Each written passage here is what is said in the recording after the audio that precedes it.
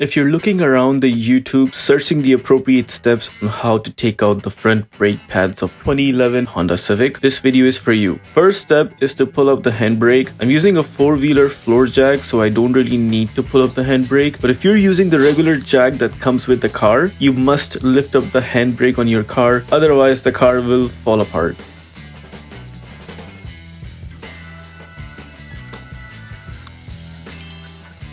Once we take out the tire, then you would notice a section where the brake pads are, and it's called a caliper. This is where most of our work will be done to take out the brake pads and put the new ones. Here's the back side of the same caliper. We'll start off taking out the first bolt from top and the other bolt from the bottom using a 12mm wrench. If you're a regular DIY guy like me, you can just start smashing the wrench with your arm. Would not recommend that if you're doing it once in a blue moon, and instead use a rubber hammer to loose the bolt from top. The same we do on the bottom bolt, just make sure you keep your fingers intact with the wrench so that the grip of the wrench is firm while you're hammering. Once both bolts are loose, now you can just take them out with your fingers.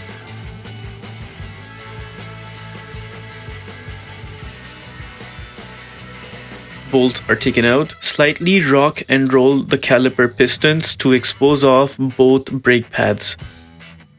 Once the caliper piston is taken apart, notice a space in the middle. We would use bungee cord to pass along the space in the caliper piston to hang it on top of the shock absorber. We do this to make some space for us and also not to put pressure on the brake hose. Using a flat screwdriver, push both the brake pads outwards.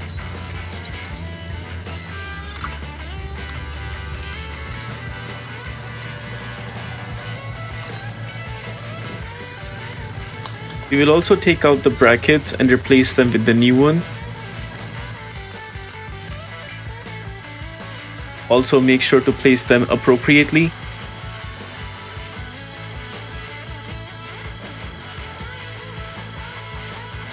Similar we do on the top side, take out the old one and replace it with the new bracket.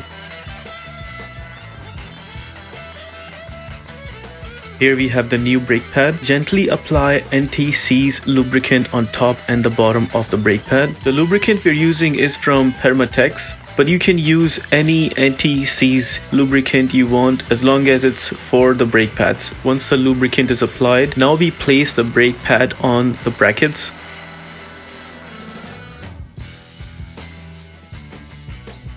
Once the front brake pad is installed, now we apply the same lubricant to the rear brake pad, top side and the bottom, and then install it on the bracket. This is where we ended up having difficulty placing the rear brake pad. We tried many attempts, but somehow it was just not sitting properly on the bracket. At one point we also tried to adjust the new bracket we installed, and still we had no luck in placing the rear brake pad on its position. But after trying so many attempts and using a screwdriver to finally place it in its position, there we ended up placing it at the end. Honestly, there is nothing wrong in using these again because they are already in their place, because if you start punching in new ones, you would really have a hard time to put them into the right place because they're already in the right place. The old ones and the new ones will give you a hard time, and if they will give you a hard time to be placed into the right spot, you will have a difficult time to put these brake pads in the right spot as well. So I will recommend not changing this support frame. Keep it in the way it is. Grease it up on top and bottom from both sides, then change the pads to make your process a little simple, because I had difficulty replacing both of them from top to bottom. Moving forward, we take out the pin from top, clean it up a little bit, and we will put the new lubricant that we used on the brake pads. Once the lubricant is applied, make sure to put back the pin in its original position. Similar process we do on the bottom pin. Take it out, clean it up a little bit, apply the new lubricant, and place it back to its original position. We take out the caliper piston from top because we need to put the piston back on its shape. Now you notice the piston is a little towards outwards, and somehow we need to make sure the piston is towards inwards so that there is enough room for the caliper to be installed along with the new brake pads. Now what I would recommend doing is put one of the old brakes right where it is. Use this pliers, adjust it accordingly, and once you have enough grip, you can just place it right here, or let me just turn the other way.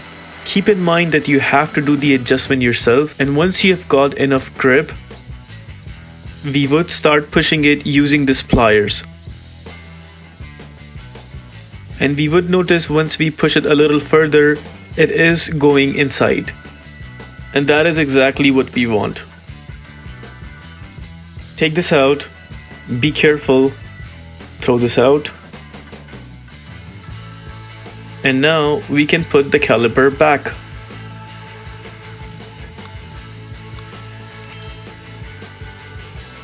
Make sure to push both pins from top to bottom inside while installing the caliper. Once the caliper is placed appropriately, we'll put some lubricant on the screws as well, the same lubricant we used throughout the process.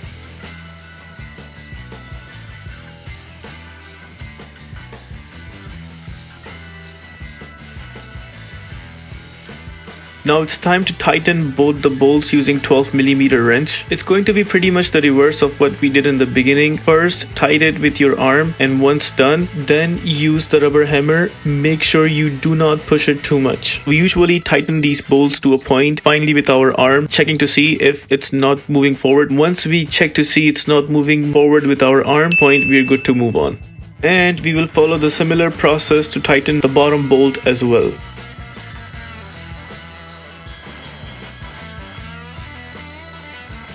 Everything seems good. Now we would put the tire back.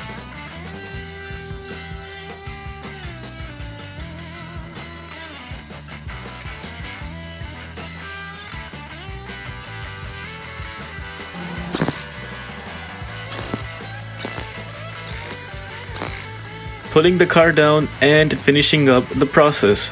Now, if this video helps you in any way, please give us a like and subscribe to our channel. It will help motivate us making more DIY content. If you have any questions, feel free to mention them in the comment section and we will be happy to get back to you. Here's the section where you can watch our other DIY videos. Feel free to take a look at them and we will catch you in the next video.